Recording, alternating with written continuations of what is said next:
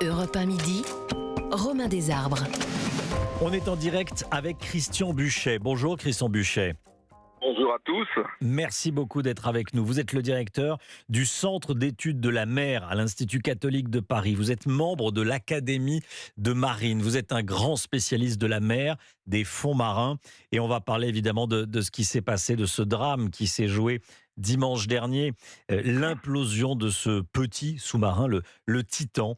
On a eu la confirmation hier soir avec la conférence de presse des gardes-côtes américains de l'implosion, donc l'accident qui s'est produit donc a priori dimanche dernier. Déjà, je voulais qu'on commence par le drame humain. Voilà, par le drame humain. Oui. Vous connaissiez bien Paul-Henri Nargeolet qui se trouvait à bord. Écoutez, là, je viens d'arriver à Cherbourg, à la Cité de la Mer, qui est un peu la maison de l'histoire de la plongée. La dernière fois que j'ai vu Paul-Henri, effectivement, c'était le 2 décembre à Cherbourg. Une Xème fois, on refaisait cette exposition permanente sur le Titanic.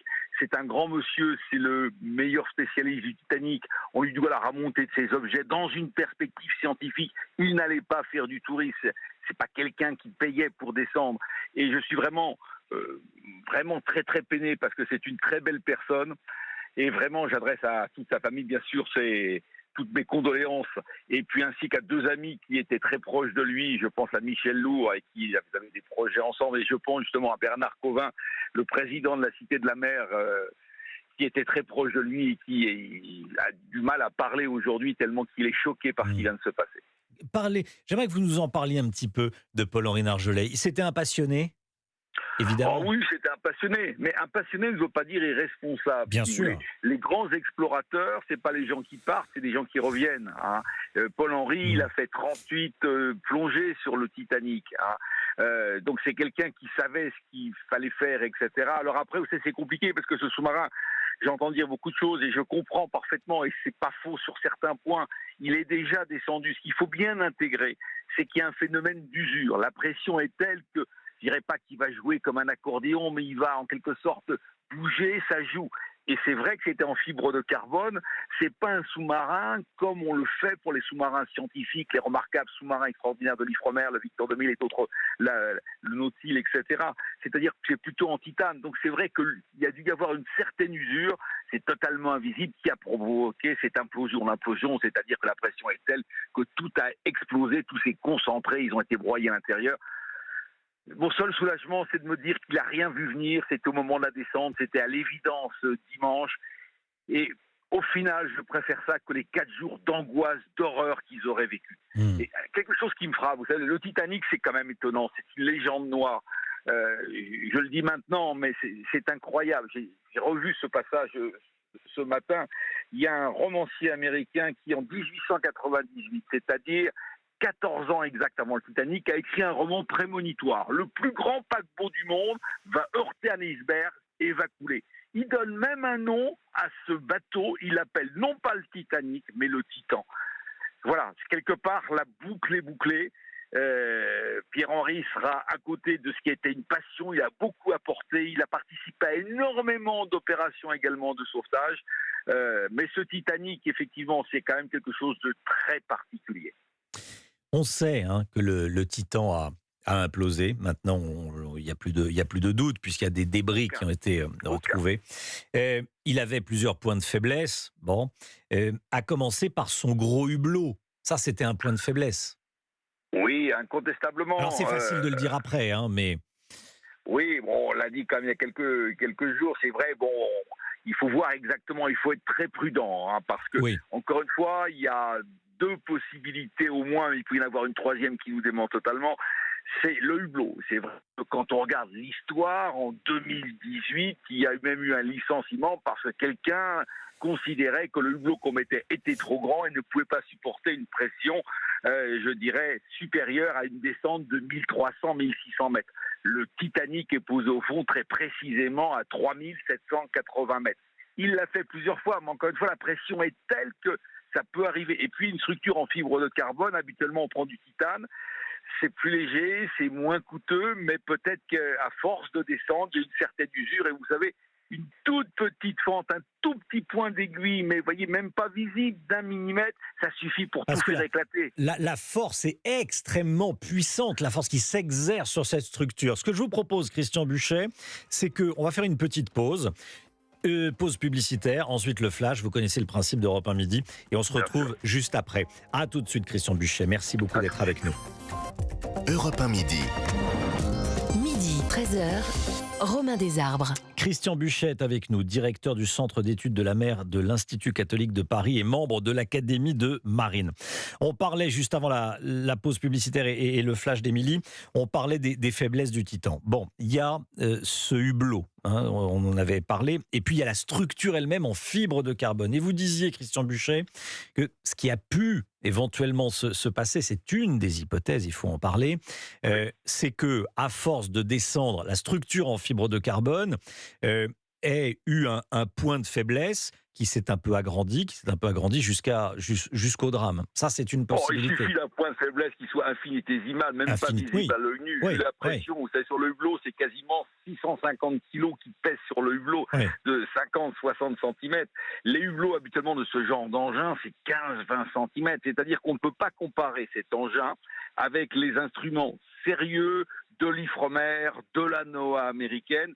Bon, voilà, il était en fibre de carbone, non pas en titane. Le hublot est plus grand parce qu'il s'agissait de permettre à l'ensemble des 5 passagers de mieux voir. Je dirais, voilà, excusez-moi, je vais peut-être sortir un petit peu du sujet, mais le Titanic, c'est d'abord la sépulture de 1500 disparus. Il n'y a eu que 711 rescapés en 1912.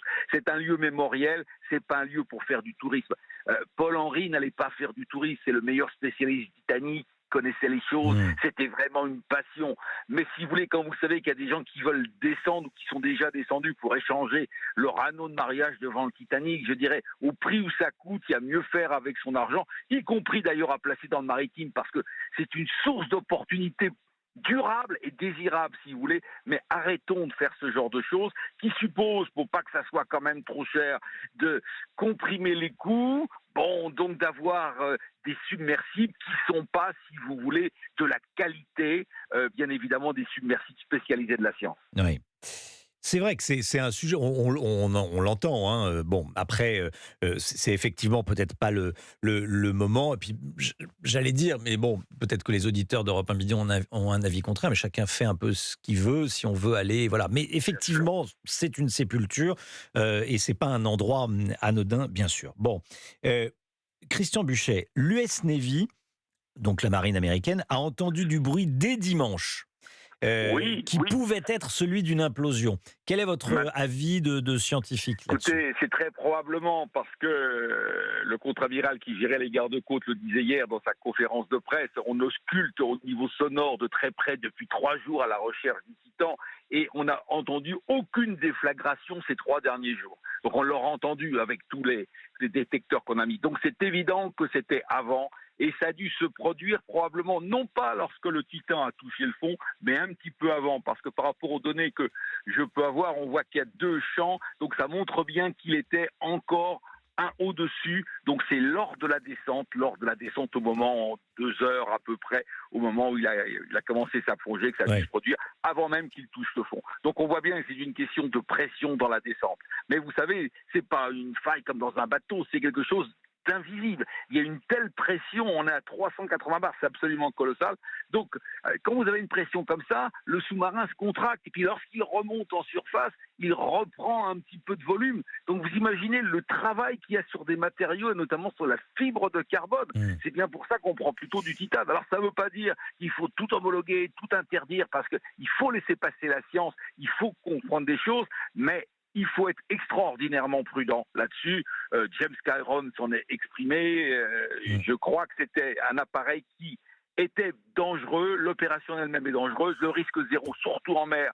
Tous les grands navigateurs le savent, il faut être humble avec la mer.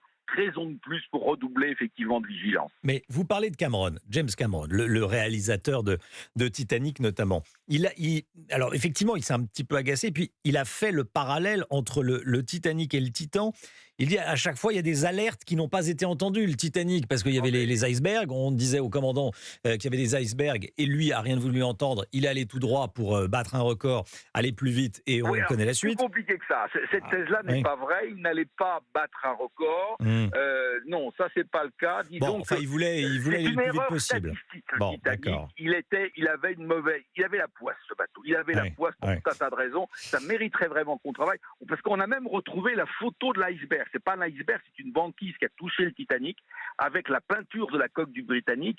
Cette photo se trouve dans les archives de la Lloyd's de l'assurance anglaise. Et on a même repéré le moment où le pack de glace s'est détaché, c'est au moment où le Titanic lui-même quittait les chantiers de construction de Belfast, et on a vu même à quel endroit il s'est détaché. C'est un endroit qui était considéré comme maudit par les Inuits, puisque c'était l'endroit où les femmes Inuits allaient se suicider lorsqu'il n'y avait pas de quoi nourrir tout le monde. C'est quelque chose à la fois de scientifique et de totalement irrationnel.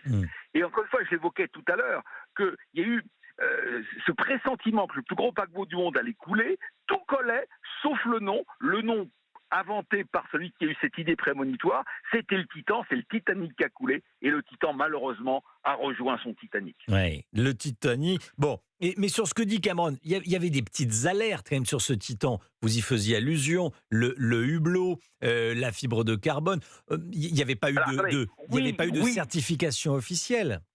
Il ne peut pas y en avoir, très honnêtement. On est dans des instruments de pointe. C'est le premier de son espèce. Donc, s'il faut attendre que ça soit homologué, c'est très difficile. Ça fonctionnait puisqu'ils ont fait plusieurs plongées. Mais on n'a pas mesuré l'usure qu'il y avait. Parce que l'usure, c'est quasiment indétectable. Il aurait fallu peut-être être effectivement un peu plus prudent. Mais on est, vous savez, je dirais pas dans des opérations terre-lune, mais c'est compliqué. Il faut bien voir les recherches et saluer aussi la prouesse technique de ce qui a été fait. Vous savez, retrouver quelque chose aussi petit, 6 mètres de long, c'est comme explorer les Alpes de nuit avec une lampe électrique. On est dans le noir complet. Merci beaucoup Christian Buchet, un grand merci d'avoir été en direct avec nous, nous avoir éclairé, apporté votre expertise de directeur du Centre d'études de la mer de l'Institut catholique de Paris et membre de l'Académie de marine. Merci à vous. Il est 12h40, dans un instant on change totalement de sujet, c'est la théma du vendredi. Chaque vendredi un thème sur Europe 1, faut-il dire stop au tourisme de masse en France? On va en parler avec vous au 01 80 20 39 21, déjà beaucoup d'appels, et avec le maire de Gordes. À tout de suite.